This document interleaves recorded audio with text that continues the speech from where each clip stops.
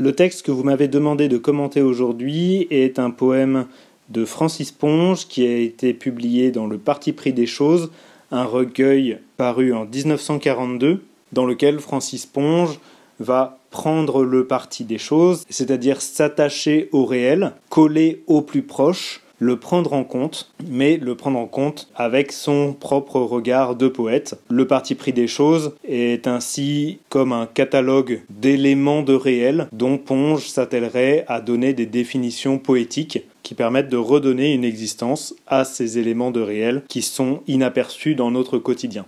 Ici, le poème que nous avons à commenter s'intitule « Le morceau de viande » et je vous en propose la lecture. Chaque morceau de viande est une sorte d'usine, moulin et pressoir à sang. Tubulure, hauts fourneaux, cuves, y voisinent avec les marteaux pilons, les coussins de graisse. La vapeur y jaillit, bouillonnante, des feux sombres ou clairs rougeoient. Des ruisseaux à ciel ouvert charrient des scories avec le fiel. Nous l'avons dit, l'ambition de Ponge est de redonner une existence au réel, et c'est en l'occurrence ce morceau de viande. Ce qui est intéressant, c'est de voir que cette description poétique s'appuie sur une analogie annoncée dès la première phrase entre le morceau de viande et l'usine, analogie qui va être développée sur l'ensemble du poème. Il va y avoir donc une transformation dans l'espace du poème de la viande en usine, et nous pouvons ainsi nous poser la question suivante: en quoi ce poème met-il en scène une transmutation de la matière ? Pour répondre à cette question, je découperai mon texte en 3 mouvements. Le premier de la ligne 1 à 4, dans lequel nous aurons une description statique du morceau de viande, puis du vers 5 à 8, dans lequel nous aurons une description dynamique, et enfin les 2 dernières lignes, dans lesquelles nous aurons une description passive de ce morceau de viande qui subit les changements. Je passe ainsi à mon commentaire. La première phrase pose l'analogie avec le verbe être au présent de vérité générale.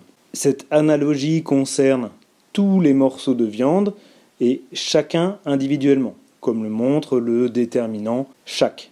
Le morceau de viande annoncé par le titre devient chaque morceau de viande et la description analogique qui va en être faite s'applique finalement à tous les morceaux de viande. Cette analogie pose de chaque côté du verbe être le comparé, le morceau de viande, et le comparant, une sorte d'usine. Et cette analogie va être justifiée par la position moulin et pressoir à sang. Ici, avec le complément du nom, à sang, on va relier les 2 éléments de l'analogie, les moulins et les pressoirs appartenant au champ lexical de l'usine, et le sang étant la substance vitale du morceau de viande. Il est intéressant cependant de voir la modélisation de cette analogie avec l'expression « une sorte de », comme si cette analogie était imparfaite, du fait peut-être de la subjectivité du regard qui est porté sur ce morceau de viande. Par ailleurs, on peut noter le pluriel utilisé pour moulin et pressoir, qui sont des parties de l'usine, et donc des parties du morceau de viande en lui-même. On va ainsi rentrer, comme à travers le prisme d'un microscope, que serait le regard poétique, à l'intérieur du morceau de viande pour voir son fonctionnement interne. Cette vision microscopique va être développée, toujours en filant l'analogie, dans la 2e phrase, à travers l'énumération tubulure, hauts fourneaux, cuves, marteaux pilons et coussins de graisse.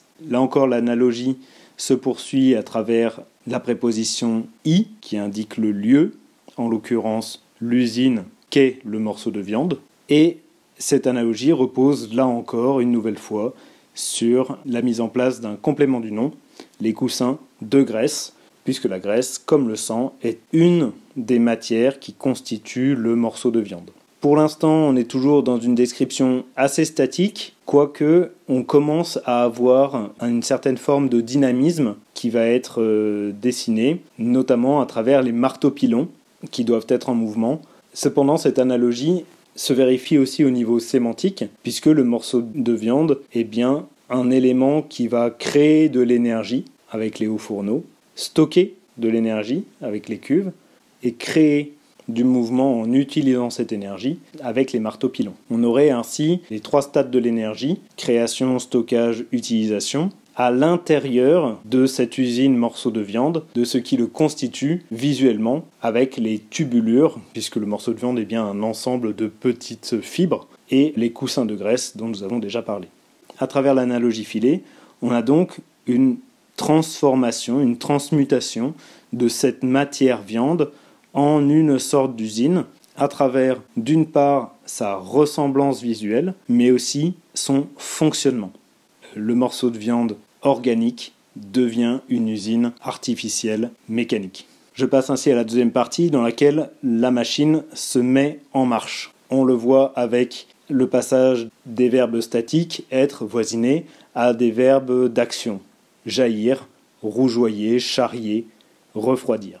Ici, l'usine morceau de viande est en mouvement. L'analogie se poursuit, on retrouve toujours le champ lexical de l'usine avec la vapeur, les feux, les scories, et de la même manière, on retrouve toujours des éléments du comparé avec le rougeoiement des feux, qui fait référence au rouge de la viande, avec le fiel, qui est aussi un fluide organique, et aussi évidemment avec la référence finale à la mort, qui est le stade ultime du morceau de viande, lorsqu'il est passé d'animal à viande, finalement. À travers l'image de la vapeur, on continue l'idée d'énergie, qui est ce qui alimente l'usine et ce qui anime le morceau de viande. On a donc ici une animation progressive de ce morceau de viande qui est inerte normalement, mais qui, à travers le regard poétique, va accéder à la vie. La vapeur y jaillit, bouillonnante. Et à travers cette idée de bouillon, on retrouve aussi l'image du sang, qui est un liquide, convoqué, là encore, par le verbe rougeoyer dans la phrase suivante. Mais cette matière animée n'est animée que par la description poétique, puisque nous ne sommes pas ici à l'intérieur d'une viande vivante, mais bien une viande morte, puisque tout se passe à ciel ouvert. La viande a été découpée de l'animal, ce qui explique pourquoi tout cela refroidit lentement à la mort. Là encore, l'analogie se file avec la nuit qui correspondrait à l'usine et la mort qui correspondrait à la viande.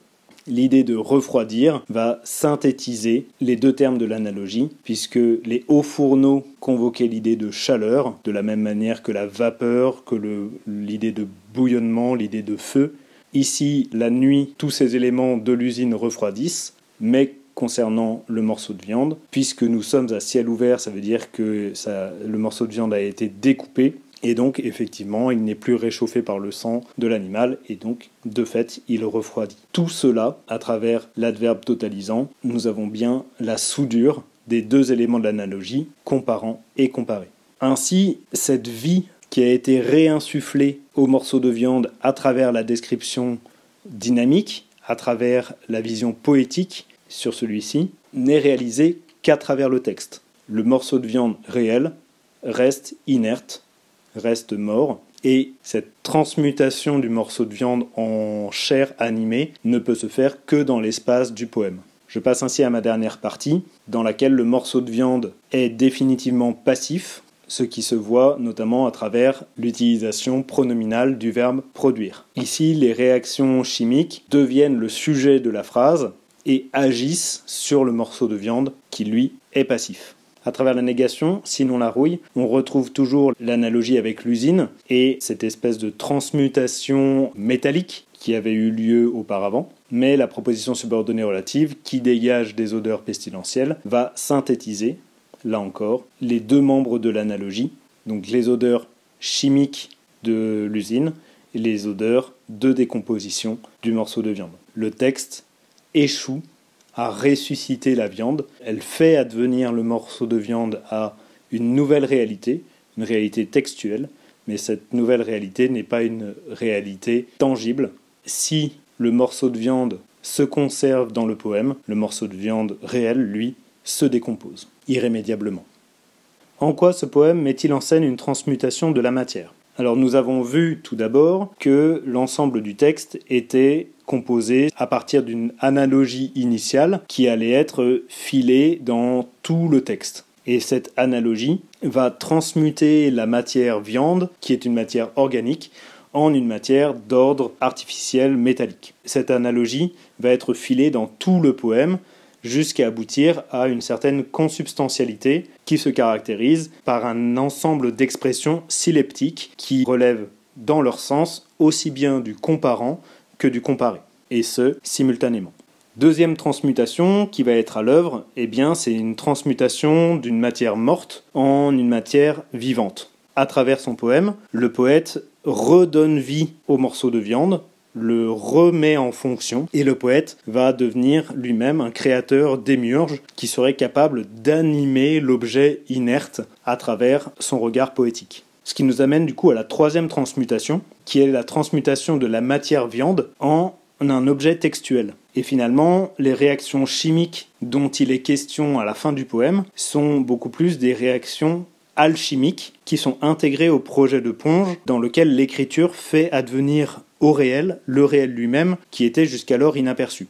On est toujours dans cette idée de métamorphose du regard qui va permettre un changement d'image mentale, et ce changement d'image mentale va permettre au final de créer un nouvel objet à partir de l'objet réel, qui sera ici un objet textuel qui, contrairement à la viande qui pourrit, sera éternel. Le texte, du coup, devient lui-même le morceau de viande annoncé par le titre. Simplement, ce morceau de viande est précisément celui que l'on découpe et que l'on va priver de sa vie. Et finalement, la métaphore va opérer à l'inverse, le commentateur devenant en quelque sorte un équarrisseur de texte, puisque le commentaire que l'on vient de faire retire toute sa vie au texte lui-même en le découpant en morceaux. Je passe ainsi à la question de grammaire. Vous m'avez demandé de transformer la conjonction sinon en une proposition subordonnée conjonctive circonstancielle. La conjonction sinon indique une hypothèse négative. On pourrait donc la remplacer tout simplement par si ce n'est la rouille, en rajoutant simplement le verbe être. Ici, on serait bien dans une proposition subordonnée conjonctive circonstancielle d'hypothèse, avec la conjonction de subordination si, et elle est bien négative grâce à la négation qui ne comporterait ici que son discordantiel, puisque l'expression si ce n'est est lexicalisée et elle ne nécessite pas de forclusif. On pourrait compléter cette première proposition subordonnée conjonctive par une subordonnée relative, si ce n'est la rouille qui se produit, ce qui aurait l'avantage de reprendre le verbe de la principale pour caractériser le sujet, la rouille. Mais on peut aussi tout simplement reprendre le verbe de la principale, produire, et l'intégrer dans notre subordonnée, ce qui donnerait si la rouille ne se produit pas. On garderait toujours la conjonction de subordination si et la négation avec le discordantiel ne et le forclusif pas.